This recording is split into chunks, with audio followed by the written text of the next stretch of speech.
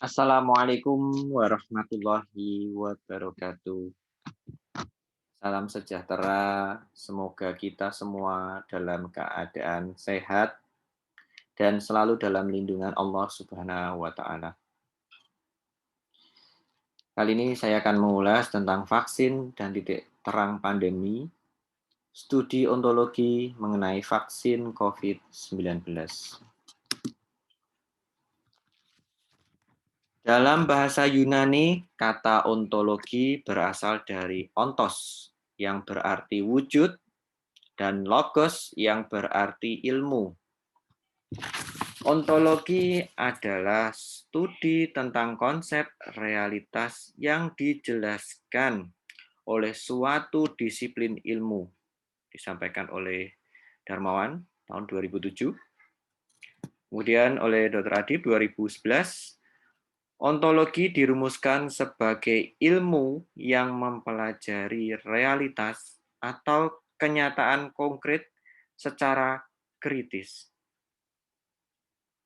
Dalam ontologi, kita melihat kenyataan yang sebenarnya terjadi dan pandangan atas asal kenyataan tersebut.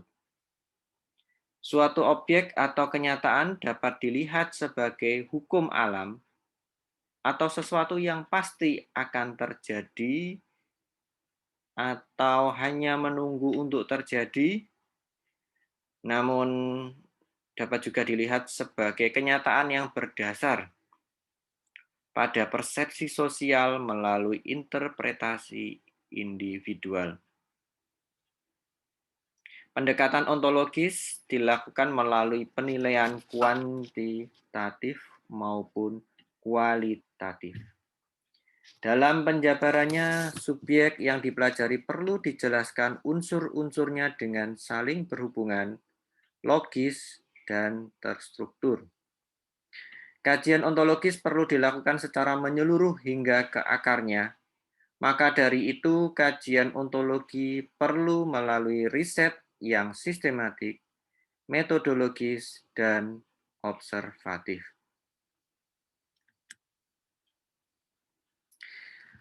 Menurut Mes, vaksin adalah suspensi yang berisi mikroorganisme, protein antigen, konstruksi sintetik maupun turunan biomolekuler lain yang diberikan sebagai pencegahan atau sebagai terapi penyakit infeksius atau penyakit lainnya. Serupa dengan pernyataan tersebut, vaksin menurut Kementerian Kesehatan Indonesia adalah antigen berupa mikroorganisme yang sudah mati, masih hidup tapi dilemahkan, masih utuh atau bagiannya, yang telah diolah berupa toksin mikroorganisme yang telah diolah menjadi toksoid, protein rekombinan yang apabila diberikan kepada seseorang akan menimbulkan kekebalan spesifik secara aktif terhadap penyakit infeksi tertentu. Dalam ilmu kesehatan terdapat 3 kategori pencegahan penyakit selama masa kehidupan, yaitu pencegahan primer, sekunder, dan tersier. Pencegahan primer dilakukan tindakan untuk mencegah seseorang mengidap penyakit tertentu. Sedangkan pencegahan sekunder adalah deteksi dini untuk melihat adanya kelainan kesehatan anak atau bayi sehingga bisa dilakukan koreksi secepatnya. Sedangkan pencegahan tersier adalah tindakan untuk membatasi keberlanjutan penyakit yang telah ada. Vaksinasi adalah salah satu bentuk pencegahan primer. Vaksin sendiri adalah antigen sintetis yang diramu oleh ilmuwan untuk meningkatkan imun tubuh secara pasif untuk dapat memenuhi fungsinya sebagai daya tahan tubuh pasif. Sebuah vaksin perlu untuk memiliki bahan-bahan yang memberikan proteksi, menjaga vaksin aman dan tahan lama. Memproduksi vaksin tersebut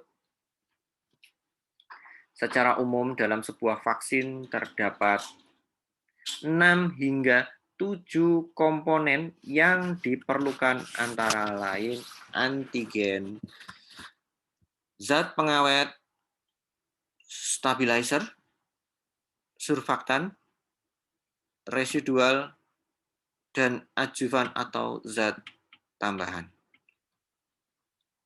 Vaksin dibuat dan dikembangkan di laboratorium. Terdapat beberapa jenis vaksin, yaitu vaksin yang mati dan vaksin yang hidup. Vaksin hidup adalah vaksin dengan mikroorganisme yang telah dilemahkan. Sedangkan vaksin mati adalah vaksin yang diinaktivasi atau dimodifikasi. Sebelum adanya vaksin, serangan virus dan pandemi dihadapi tanpa adanya perjuangan yang berarti, di mana masyarakat tidak memiliki perlindungan aktif terhadap penyakit yang tersebar. Sebelum abad 17, biksu-biksu di Cina diketahui meminum racun ular dan memaparkan luka pada cowpox sebagai usaha untuk memberikan imunitas terhadap bisa ular dan cacar air. Namun, vaksin sendiri dinilai sebagai hasil produk keilmuan modern. Edward Jenner adalah orang yang diketahui meletakkan pondasi keilmuan vaksin dengan memberikan virus cowpox yang dilemahkan pada anak usia 13 tahun yang kemudian menunjukkan kekebalan terhadap smallpox. 3 abad setelah temuan tersebut, perkembangan ilmu imunologi dan vaksinasi berkembang pesat. Adanya pandemi COVID-19 ini juga mendorong kecepatan pengembangan vaksin secara signifikan sebagai salah satu usaha untuk menekan penyebaran virus tersebut. Salah satu kebijakan pengendalian COVID-19 yang kontroversial di berbagai belahan dunia adalah kebijakan lockdown. Atau di Indonesia disebut pembatasan sosial berskala besar, PSBB. Meskipun kebijakan lockdown telah terbukti dapat menurunkan kasus dan jumlah kematian yang telah disebutkan oleh Atalan tahun 2020, World Health Organization (WHO) menyarankan untuk memberlakukannya dengan pertimbangan yang ketat. Lockdown berkepanjangan akan berdampak pada aspek ekonomi dan sosial, terutama pada kelompok rentan. WHO menyarankan pemerintah untuk menggunakan waktu lockdown dengan memaksimalkan usaha tracing, isolasi, dan penanganan untuk mengejar pengendalian COVID.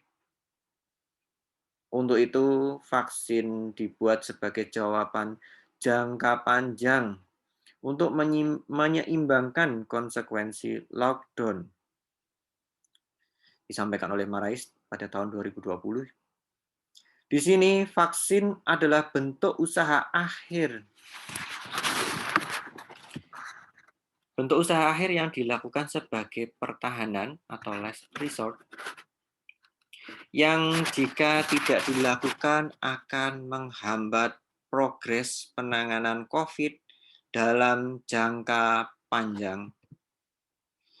Vaksin adalah usaha akhir dalam bentuk herd immunity, sehingga lockdown bisa dikurangi dan dampak sosial ekonomi dapat ditekan. Vaksin adalah intervensi individual dengan dampak kesehatan masyarakat yang luas. Vaksin adalah tindakan preventif yang diinisiasi sebelum timbulnya penyakit, yaitu pada populasi sehat yang berisiko terinfeksi. Maka dari itu, vaksin juga dapat dilihat sebagai keuntungan bagi mereka yang mendapatkannya, disampaikan oleh Doherty pada tahun 2016.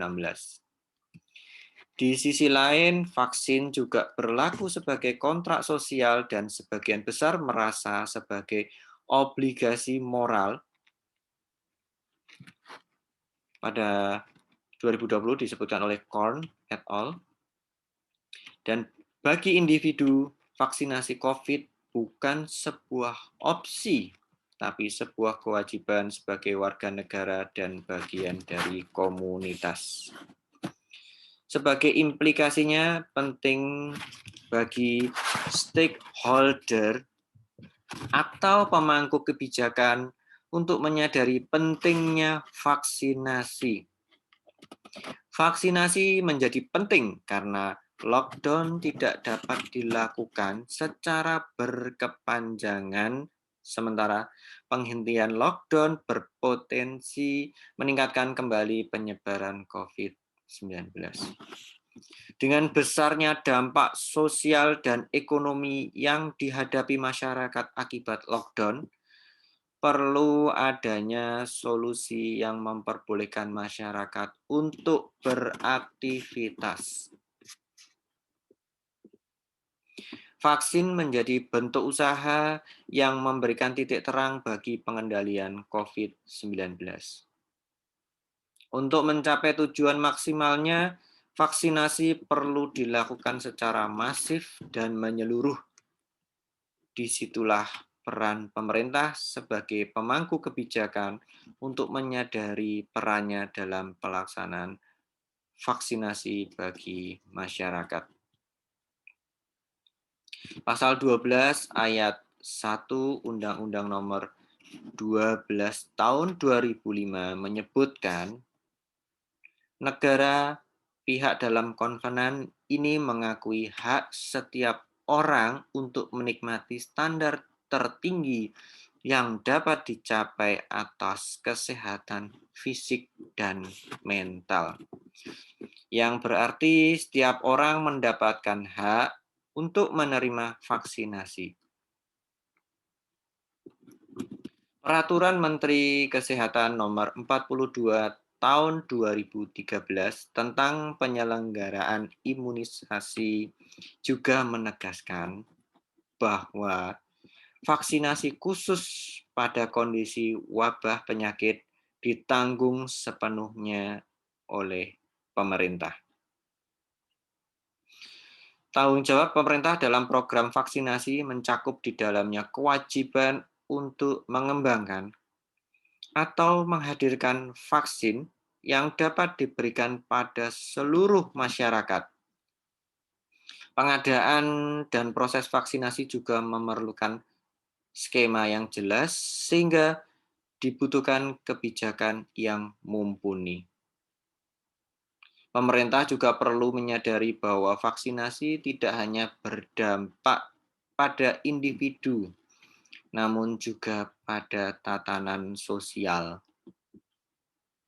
Posisi vaksin sebagai yang berpengaruh dalam konstruksi sosial dapat digunakan oleh pemerintah untuk mendorong penyuksesan vaksinasi.